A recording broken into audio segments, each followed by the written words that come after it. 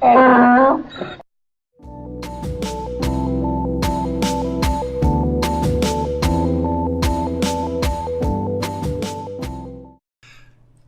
welcome back to another GACC podcast where we're going to be discussing games, anime, computers, and collectibles, but not necessarily all those in one week. I am still your host, Harrison, and to my right, I have a special guest, Sean King. And we have to my left, Faust. Just Faust. And we're going to be talking about all the news of the week here. And I think I'm going to start this off with the elephant in the room. Oh, no. Yes. Ooh. So the elephant in the room for creators right now is YouTube has expanded their appeals to cover videos that lost revenue after the adpocalypse, because they announced August 1st in a blog update that they were going to be doing more to work on making sure that videos were friendly, basically. Yeah. And they had announced that they were pairing with the Anti-Defamation League and a few others to help find these videos that were not part of the that didn't necessarily break the rules but could be controversial. Mm-hmm. Yeah. So with this, they said, okay, about a week or so, we're going to implement this. And we're finally starting to see it. It hit, basically on Friday the 11th. We just saw, oh my gosh, from a lot of creators. But what the context behind this is, now that we're seeing creators complaining about a yellow dollar sign showing up in their videos. So what it is they are partially demonetized, and they're eligible for revenue from YouTube Red. Which, in my opinion, is sort of ridiculous because not a lot of people use YouTube Red to begin with. However, we don't know. This could give them a reason, but I don't honestly think it will give them more of a reason to for people to be on YouTube Red. Maybe. I mean, because that's weird, because even we've seen in our videos YouTube Red revenue versus ad revenue, there's a huge discrepancy. So, well, I mean, and that's the other thing is all of a sudden they're going to be identifying content that they won't have listed in YouTube Red. YouTube Red is their subscription service. It removes advertisements. Yes. For the large part, I think. Yeah. Is it completely ad-free, or is it like you have to watch one ad every 5 days or something? No, it's completely ad-free. All right. So the thing about it is you're paying a subscription service for less content now. Right. Like if you sign up to YouTube Red just to get rid of advertisements, now you're signing up to have content that you may want to consume taken away from you. So while this is good that they've kind of put this in, because it's not fully taking away ad revenue, there's still some ad revenue, mainly from YouTube Red. I think the limited advertisements is people could directly choose to advertise on your channels, which is part of the tools package that was given to advertisers after the YouTube apocalypse. But the repercussions of all this from their blog post update and these tools has creators going, all of a sudden again, as of Friday, because, the loudest group that we've heard out there has been the conservative YouTubers, the ones that are considered conservative or alt-right, saying that they've had 95% of their videos put into the state. And so, of course, there's the whole argument there. It's like, well, that was expected, blah, blah, blah, blah, blah, blah, blah, Well, I mean, that's really hard to make as far as the general statement, because are 95% of their videos, what's the word? Contentious political statement, or is it 95% of their videos were limited in monetization because of the people who put them up? Was the content the problem, or was the person making the content the problem? And that's both have their ups and downs. Yeah, and some of that's weird there, because I mean, when you have 95% of your videos get hit, it's like the obvious ones we've heard about have been like Prison Planet for InfoWars even said, we're going to bye-bye, we're not going to do anything more on YouTube. And there's other alt-writers like Sargon of Akkad and everything else that have been hit, that definitely seen. But with this actually is we have basically adpocalypse 2.0 going on for the average creator. I saw Cow Chop, who is part of the Rooster Teeth family. They have almost 1 million subscribers. A lot of their videos were getting hit. And what's coming up with this is, so you can appeal these videos if they're put into this, but they have to have gotten 1,000 views in the last 28 days. So even for a larger creator, your video has to have gotten 1,000 views before you can even try to appeal it to get back the ad revenue on it. Mm-hmm. Okay. And here's a gamer having issues with this. You know what's the one that really got him into trouble? Naughty Bear. Oh. Yeah. So Naughty Bear is a bad game, like badly designed game. I mean, it's got an interesting concept. It sounds like the kind of thing that was sort of avant-garde, maybe, YouTube fodder before YouTube was a thing. A bad teddy bear. Yeah. A naughty teddy bear takes out his frustrations on a bunch of nice teddy bears that actually were bullying him. Yeah. So he's enacting revenge, basically. So you have this. You have, what was it? It's Only Ramen. Yeah. A lot of his videos got hit. And like I know Eli, the computer guy, a lot of his videos got hit. And it's ridiculous some of the things that got hit. Like, here's a cityscape of New York or something like that.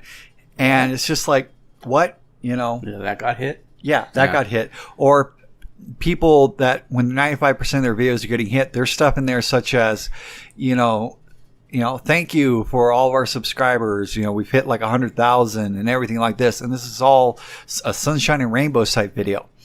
And really, this is why I'm saying this feels like adpocalypse 2.0, because it's not just going after the contentious people.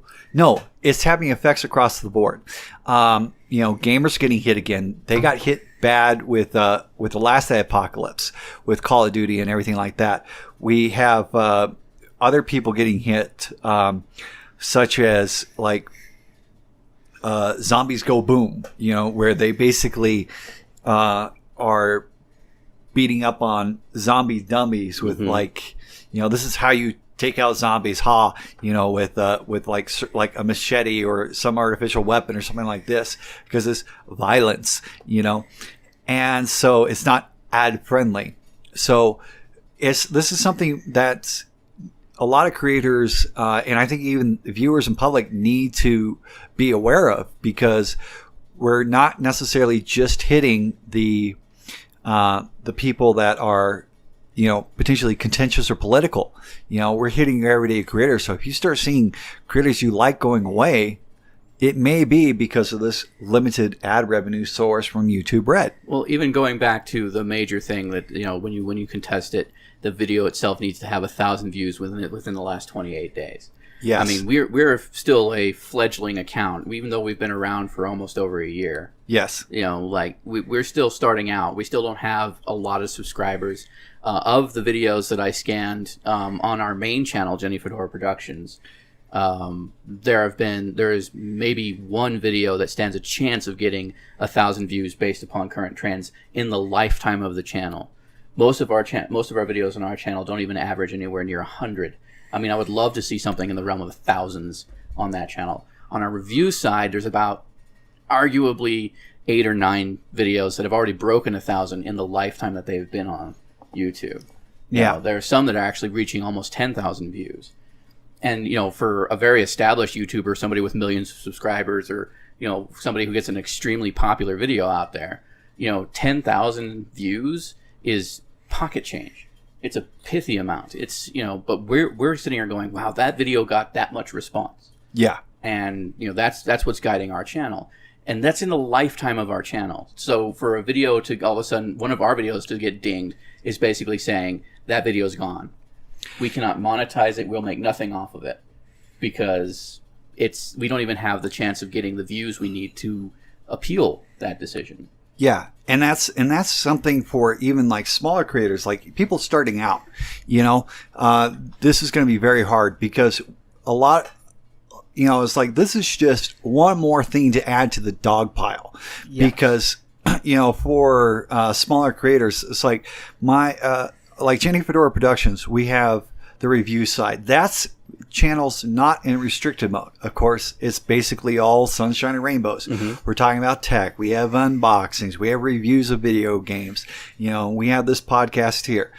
But over on the other side, on Jenny Fedora Productions, where our gaming videos are, that entire channel is already in restricted mode because it's not age appropriate. Yeah. Because it's like, and they don't necessarily clarify what is age appropriate. Right. So, this is something to add to that dog pile because you have that restricted mode for search results that shows up. You have other things such as the YouTube Heroes program. And this is just something else is just I never like the sound of that. I will never like the sound of that. Yeah. Spy on your neighbors, report dissent and sedition. And this is what's driving some of the changes in the market, such as for gamers.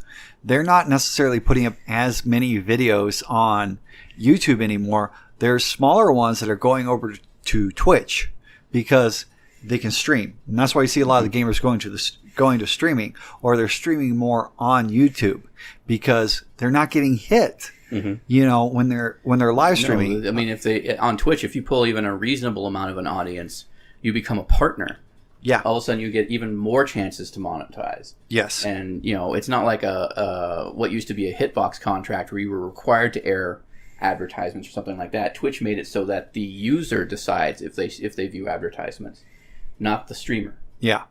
So a streamer can show advertisements or read sponsor advertisements or something like that, but the viewer they have this new bit structure where you watch advertisements to earn bits that you then donate to your Twitch streamers. Correct. So they have a really great setup over there, and it is more conducive to gameplay and commentary over games. Yes. So with all this, Sean, I mean, how has this affected even you, and what's your thoughts on it? Well, the YouTube adpocalypse, I personally am not the biggest fan of ads, and I don't personally and for Sandy Mesa, I mean, I don't use ads on my videos, so this doesn't 100% affect me, but I can totally understand how this would affect somebody who's been raking in a lot of views, and for that all of a sudden to be valued as nothing. Right. And I think for me with Sandy Mesa, it gives me more of a reason just to remain ad free on YouTube. Yeah, and even there being ad free on YouTube, I mean, YouTube has kind of shown that if you don't have ads, you're less likely to come up in suggested searches because they're not making revenue off of you. Yeah, and that's unfortunate. Yeah. So, I mean, with all this, I mean, this is helping to push the paradigm shift. I think against YouTube on this one, where things like Patreon, where there is tips, where there's monthly subscribers, and Amazon does subscriptions and the tips basically. This is where people are going for the independent content creators. And I think this is going to help push that paradigm shift. And it might be to YouTube's detriment in the long run. Yeah, exactly. People will now starting to going to a different platform. Look at what happened to MySpace after Facebook came up. Yeah. So with all this, what's interesting is between the original Adpocalypse and this newest one, we now have creators filing class action lawsuits against YouTube. Whoa. That's actually to be expected, really. Yeah. I mean, it comes down to a point where YouTube is providing this thing. It's becoming sort of a career option for people. I mean, even we started a small business, made a registered company as a form of protection and a way to sort of organize ourselves as a YouTube channel. And it's, that's one of the things where once they start threatening the bottom line, your revenue, that becomes a matter of legal argument. Right. And one of the ones that's actually going after them from the original YouTube Adpocalypse is Zombie Go Boom. and they are specifically suing to hopefully reveal the mechanics of the company's brand safety algorithms. And this has been a huge contention. It's like, okay, you put out these guidelines, but they're still vague with the wording, with what's safe. If you're going to be making these kinds of decisions, then we need to have full disclosure as to what led to this decision being made. Yeah. Yeah. And they're one of the channels. I mean, they're comic, they're bloody, and they're violent, because in their channel they are testing weapons on dummies modeled to look like the undead. Say, hey, this sort of There's special effects models as well. I mean, they have blood in them, they have organs in them. And basically, it's a niche market with a spin on it, showing this is what this sort of weapon does. This is no different than like the TV shows that show, shooting competitions or things like that, or the science behind if like man versus warrior or something like that, where they pit two different types of warriors against each other, samurais versus gunmen and stuff like this, or new age versus old age, pirates versus ninjas. Yeah. That sort of thing. But even major TV, if you say major TV hasn't done anything unfiltered to try and draw in an audience, let me, what rock have you been living under? But also let me just mention titles like The Tudors, Spartacus, American Gods, Game of Thrones. Like, all of these TV shows have pushed the envelope as far as censorship is concerned. We don't see any backlash against them, even though they're starting to show things that would get them absolutely outright banned and the entire crew blacklisted from production, like 20 years ago. Yeah, like if they did it today, it would have gotten. Yeah, and with all this, I mean, and this is why Zombie Go Boom is interesting, because I mean, they lost 90 to 95% of their ad revenue in the original Adpocalypse. They went from making between $10,000 to $15,000 a month down to which was equivalent to about $500 a day, down to basically $40 to $50 a day. So that, I mean, you go from 15 to 1,500. That hurts a lot. Especially if, that's basic. I mean, think of it like this. It's like, who's the guy who plays Iron Man? Robert Downey Jr. Robert Downey Jr. If all of a sudden they said, granted, when he first started Iron Man, he took a low bid. Okay. Like any YouTube creator does, it's like, you're not going to make much money, but he blew up.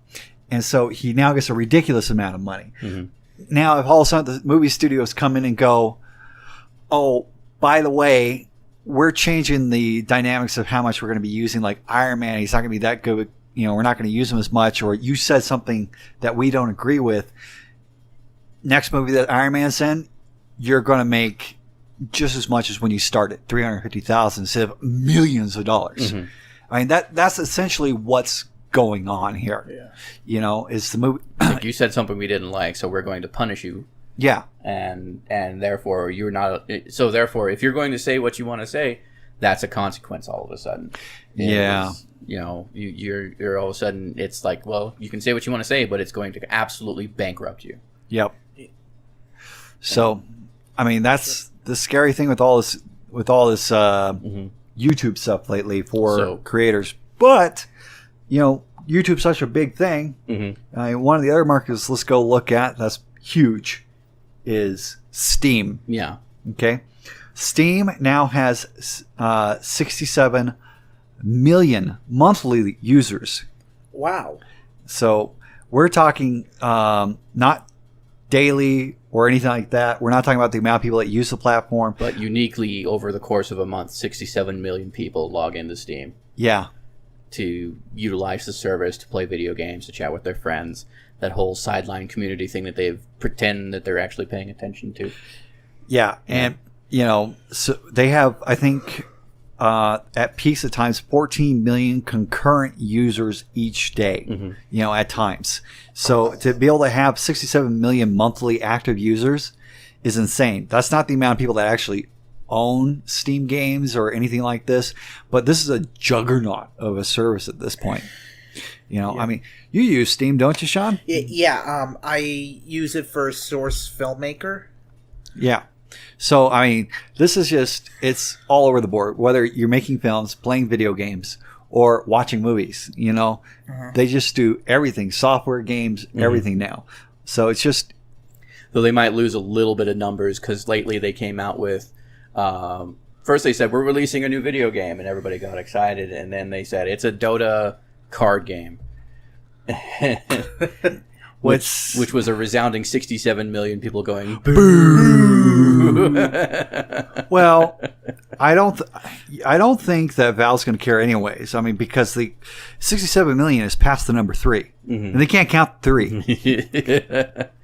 So, the new game based on Dota 2 is called Artifact. I wasn't really one to go and look at that kind of stuff because as soon as I see the name Dota, my brain just kind of like shuts off. So yeah, I'm not really into anything to do with MOBAs or any related kind of thing. Same thing goes for League of Legends or Heroes of the Storm and Hearthstone and stuff like that. So look, if I want to play cards, I've got like 6 decks of playing cards. I still have my old Magic the Gathering cards. Yep. I'm pretty sure I could go to a hobby store and pick up Yu-Gi-Oh, Pokemon, Doctor Who, Star Wars. Like there's so many other trading card games out there where I can play with the actual physical cards and actually experience some sort of connectivity playing one-on-one with somebody as opposed to these online AI pieces of crap. So I don't need to play Gwent. I don't need to play Hearthstone. I don't need to play Artifact. Well, there's more to it than just the people getting mad because Valve went pew and to a new game and it not be ending with the number 3. But the thing is I mean, Valve has kind of been getting ridiculed a little bit by the community because they've gone towards this, we're going to make money off microtransactions. And they have. Yeah. They really have. It's like the money they make is like, in buying like selling skins or buying selling those trading cards. There's got to be some money making in that, otherwise they wouldn't keep doing it. Yeah. I mean, even just unlocking the achievements for little special chat icons. What are those things? Emoticons? Emoticons. Yeah, like you have to do the trading cards for that. So, of course, you're spending money, and of course, they take a percentage of that. And you're going to probably be buying in little microtransactions, little packs of cards to, unbox, just like, loot crates and anything else. I just need one more to fix this, and then I can have the poop icon from Binding of Isaac as so I can send that to everybody I chat with in the Steam UI, because that's not a horribly optimized and buggy piece of crap. Yeah, we're not going to say that. So blatantly, that's there is some reason for the gamers to just be critical, and it's just because of the perception of the way that Valve is going. And I think everybody by now would like to see something that's actually more along the lines of either another Left 4 Dead, another Portal, another Half-Life, something. That doesn't even need to be an Half-Life 2 episode anymore. Yeah. Just another Half-Life. You don't even need to put a number on any of these. You could reboot them. But, you guys were a game company. Why don't you make some games? Not just make games that are cash grabs. Yeah. Yeah, exactly. Basically. I think it's because they recently got more clarification on exactly the Dota brand and how much of it they own recently. Yes. Because there was a court case involving that we covered a few episodes ago. Now, thankfully, thankfully for them, something took the heat off of them, which is they aren't the only company to make a rather disappointing announcement lately.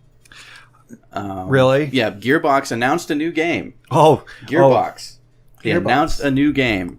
They said there's a new game after confirming the one that was coming up that everybody knew was going to happen. Are they doing something finally with Duke Nukem?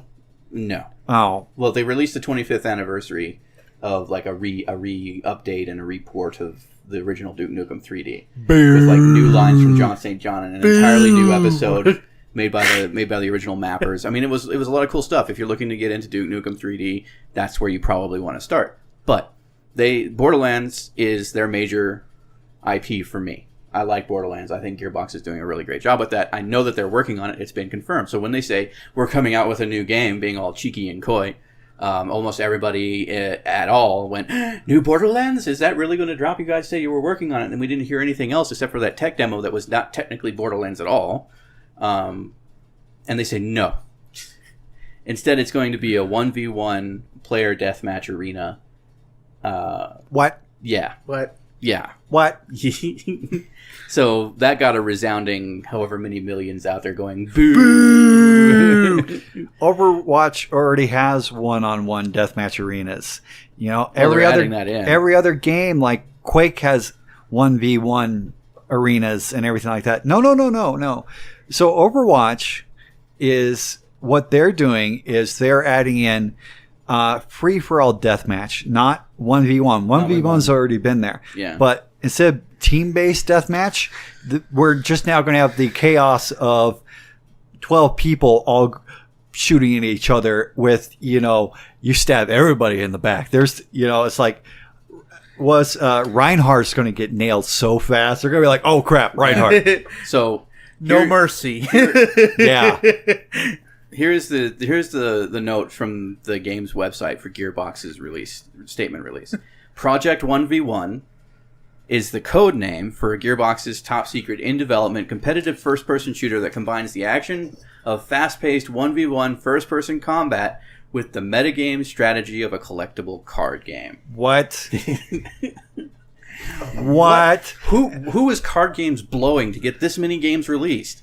They're like, what the hell, guys? You don't need to have a card game. Is card game the new crafting? What is this? Are we now playing Speed, the card game? Yeah, I hate as Speed. a first-person shooter. Speed, spoons, all that. Yeah, what the hell? Oh, Project 1v1. Good Yeah. job, I've Gearbox. since signed up to receive more information on this, so I might have some more to disclose down the line. NDAs notwithstanding. But we will see if we can hear more about this in the future. But that was basically like, not only is it not Borderlands, but it's also probably doesn't sound like the greatest strategy at all. You know what, Gearbox? I challenge you in your Project 1v1 to send a designer down here and have a one-on-one with this guy Faust over your new project, because I'll right do it. now it sounds silly. Yeah, let's talk shop. Yeah. Hit us up. So the last thing that kind of came out, and this didn't get a resounding boo. This got kind of a sort of thing. Guess who's back? Sean Murray. Hello Games. Yep. No Man's Sky is back in the news. They have released a major update. They're heavily discounted on PC, PS4 currently. But I wonder why. It's got a big update 1.3, as was teased in the ARG that they had going on around with like actual audio tapes and weird hidden clues and stuff like that. But now they've actually managed to drop it. It's called Atlas Rises. It is an update to the graphical capabilities. It is an expansion on the existing storyline within the game. It also includes a foundation for multiplayer access. So what I'm hearing is we are basically almost a year into this game, probably a little bit over, and we're getting close to what Sean Murray promised. I mean, is it going to start licking toads finally? Yeah.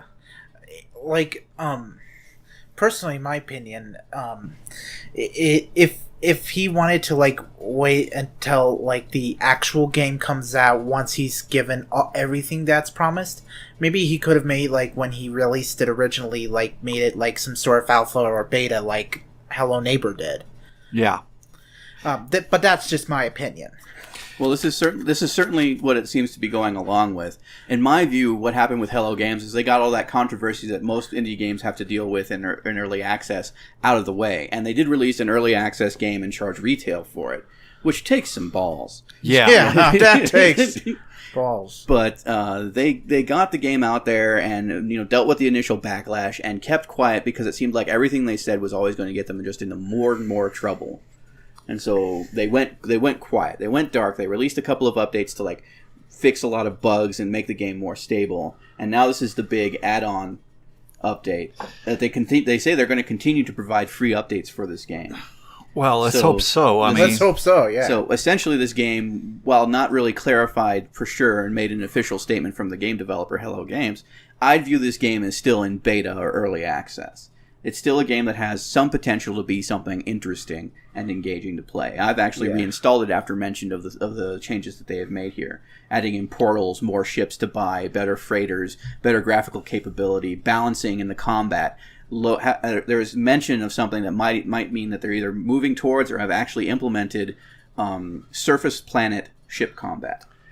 So we might be getting to the point where you and I will actually get our $60 worth of a game. Something like that, yeah. No. Yeah. So that's the only sticking point is, yes, when people buy this game, I'm not too sure what it's still listed at or anything, but right now it's discounted quite heavily. When people bought this game, they dropped a retail price on a game that was not retail ready. Yeah, and it's like, we paid $60 for this? Okay, so I will have to argue that it was retail ready. It was a very, it was launched a lot better than a lot of other mainstream games out there. It's true. They made good on their promises just as much as any other AAA developer did. Yeah. And, the only problem is you saw all these great things and Sean Murray had overpromised and over-delivered or overhyped it basically. And then when people got into it, they're like, this is not what I was expecting. We don't have the great ship combat. And ship combat was there, but it wasn't exactly what looked like this major, like, fleet-wide battle that they showed off in, like, the reveal trailer or anything like that. Yeah. Mm-hmm. It looked like a couple of, their ship combat not being fleeced and the way that the ships drove in the combat and everything like that. It's like looking at a couple of like brain damaged artificial intelligent robots go at it. Yeah. It's like it was not a good mechanic behind it. But speaking of brains and cars, so autonomous cars are a thing that keeps getting pushed. I mean, little by little and so. Of course, finally, humans have figured a way to screw up autonomous cars. So a way? I mean, this is probably a new way. Oh, this is an amazingly hilarious way. Basically, they found a way to hack the cars because the autonomous cars have cameras. They have to read things all around them and censor it all the time. They found that they can defeat the systems, such as by putting like little like squares or X's or things like this on like stop signs. And so by putting them in particular patterns on like a stop sign, the black and white bars, it makes the car register the stop sign as a 35 or 45 mile per hour speed limit sign instead, because they're only looking for segments. That's bad. And so, that's bad. So basically, humans have figured out a way to fool the autonomous car into blowing the stop sign.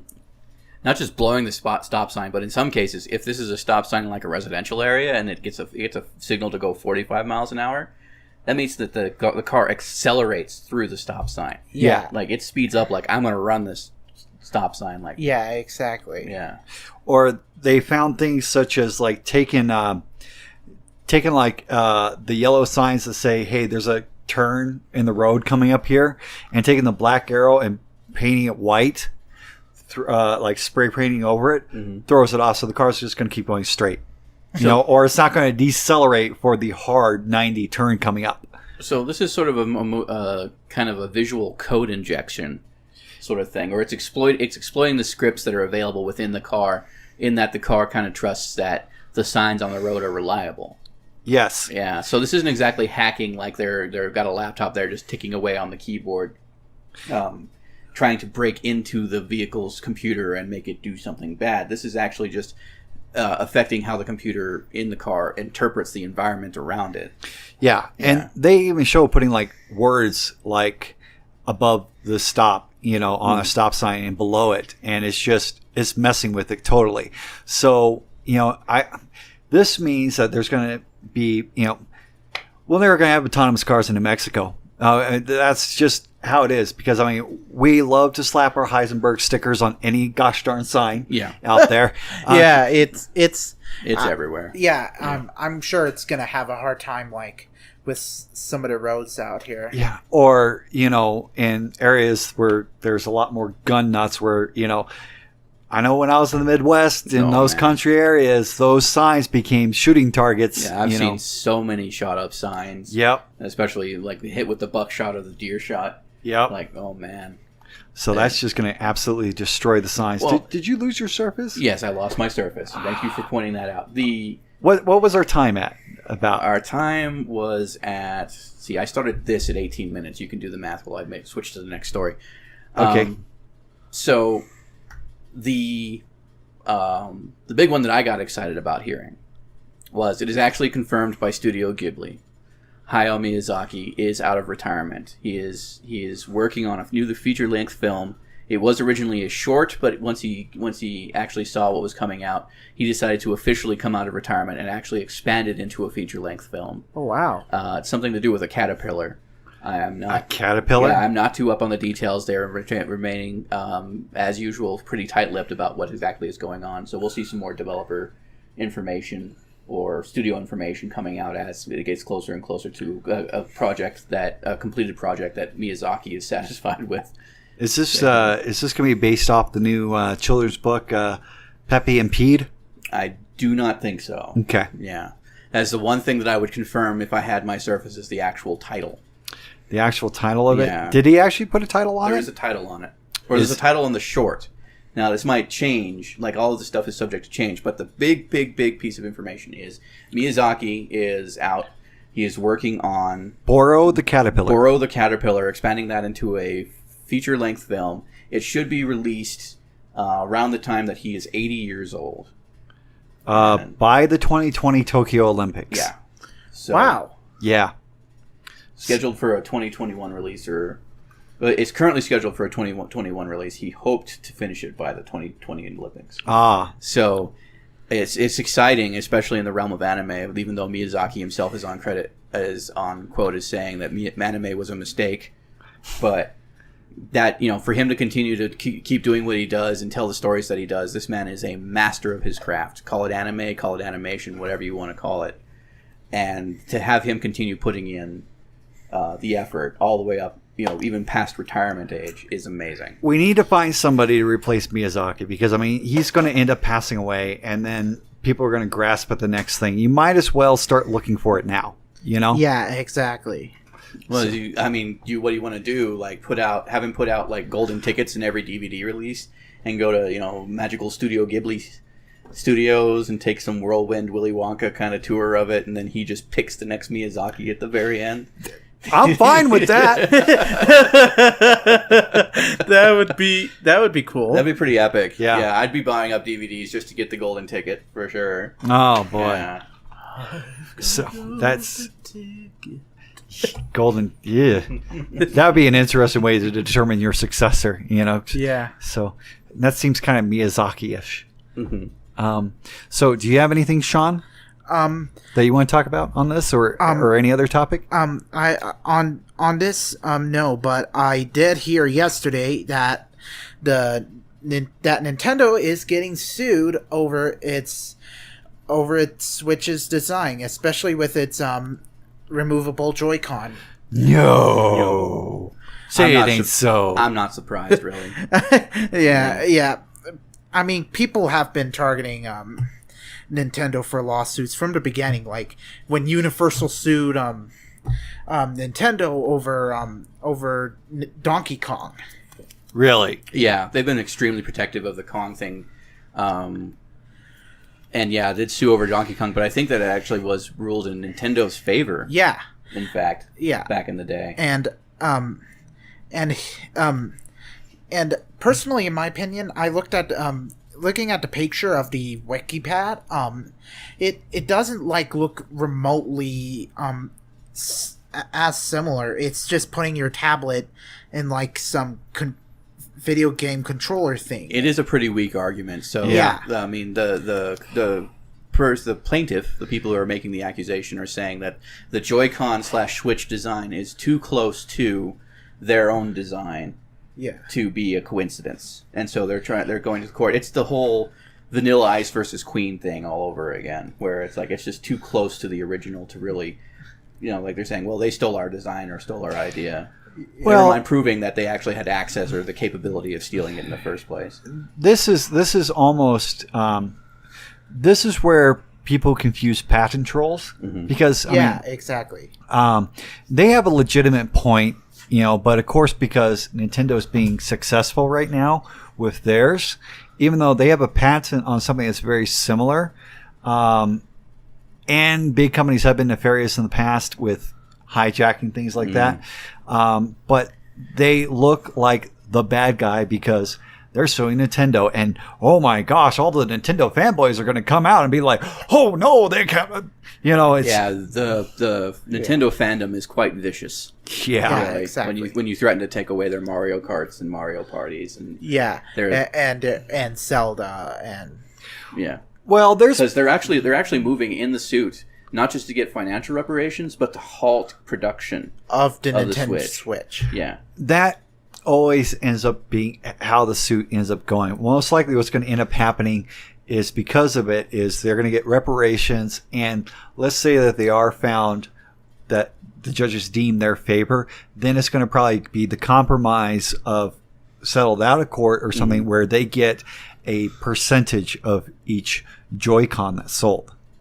Is what's going to end up happening. That could be quite possible. But that could be possible. Yeah. But that's the thing with these sort of lawsuits is you have to take the absurd hard line to start to get to where you want to get. I just, granted, I wasn't doing a YouTube channel where I had to follow the news as closely back in the day, but when the Wii dropped or the Wii U dropped, I don't remember Nintendo being very much publicly outed as part of any lawsuit for that technology as much as it was pushing the envelope. It seems like, the Switch was like the first step in a good direction that they have come up with in a long time, and it's sort of like Nintendo can't win. All of a sudden with that said, there were the class action suits about the Wii, the remote slipping out of people's hands, damaging property, the one-to-one motion thing I think led to some, because it led to a redo of the actual motion controls. And I'm not too familiar with Wii U news because, come on, who really played Wii U? So... Yeah, the Wii U was only good for Mario Maker. No games for it. I mean there was some good games, but like the marketing was kind of poor. Yeah. Yeah, besides what they had to go up against that time. But the Switch is, Switch is masterful when you really look at it. I own one. Yeah. And the games that have come out for it are really well chosen. They are coming out with game after game after game after game. They're porting mobile games to take advantage of the touchscreen interface, the handheld interface to it as well. Yep. And they are coming out with major titles like Splatoon, Mario Kart, probably a Mario Party, of course. Metroid. Definitely a Metroid. I mean, Breath of the Wild was a launch title. That is this being held up as one of the greatest Zeldas to date. There's going to be Super Mario Odyssey. Yep. Which is exciting, especially because we reported at our live show at Lizard Tail that it actually got banned in Australia, heavily restricted in Australia. Oh wow! So, really? Yeah, they got an RA-15 rating for the content of the game. A Mario game got banned almost banned in Australia. Almost banned. So, yikes! They're in a great position right now. They have an exciting console that's fun, and they have managed to put emphasis on designing games that are fun, not cinematic or graphically heavy, because the hardware itself is not even equivalent to half of a modern day console. No, and they're still capable of doing the stuff that they do in those games. You don't notice a difference from major modern games. The fact that it's not in 4K, the fact that it's not 60 frames a second, you don't notice this. You're having fun. Yes, exactly. Yeah. So I think I'm really excited to see how this unfolds, because I want to make sure that I can continue to buy Switch games and play on my Switch. Well, before somebody switches us off, though, I think we're going to end up. Done. We're going to end up wrapping this up here. Sean, do you have? You want to let people know where you're with? I do have several social media outlets personally and for Sandy Mesa. Personally, I'm on Minds, maybe Gab in the future, Twitter and Instagram. Sandy Mesa has Facebook, Instagram, Twitter, Gab, Minds, Discord server, a subreddit, a Vimeo channel, and a YouTube channel. I know that's a lot. You got to diversify, though. But you've got to diversify, especially like with what's been going on lately, which is discussed in the in another episode. Right. Yeah, you'll see it around this one. Yep. So go check out Sean King with Sandia Mesa Studios for the GACC podcast, and you can find us on iTunes and Google Music Play in audio format, or on our website at jennyfedora.com. Yep. Or you can find us in video format on VidMe and YouTube. Make sure to like, comment, subscribe. Because of the adpocalypse, hey, go tip or subscribe to us over on VidMe, and we will see you next time. Thanks for listening.